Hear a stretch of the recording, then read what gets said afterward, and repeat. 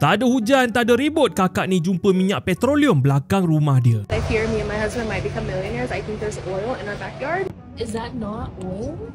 Who do I call for that? Kakak minta tolong netizen nak call siapa, nak buat apa, semua dia tanya. Dan netizen tidak mengecewakan. Ramai yang suruh call lawyer dan ada beberapa tu claim dia sepupu dia. Kakak pun ikut nasihat. Dia bawa mak pergi buat rambut dulu, baru pergi jumpa lawyer. Lepas tu, tiba-tiba dia upload video kedua. Kali ni dia bagi kata-kata motivasi kepada semua. Do you ever think about how God provides for every animal on this earth, yet you still don't think that He's going to come through for you? He has a plan for you. He will provide for you. Kak, kita kaya ke? Dan akhirnya, pakar sampai rumah dia. Korek tanah, tes tanah sekali nah. Minyak tu bukan dari perut bumi, tapi dari perut Honda jiran. Jiran tukar minyak enjin, minyak tu tumpah mengalir bawah rumah dia. Habis impian jadi jutawan, hancur segala bisnes plan. Netizen yang tadi klaim sepupu terus yutan. Persoalan, apa akan jadi kalau kau yang jumpa minyak di belakang rumah di Malaysia?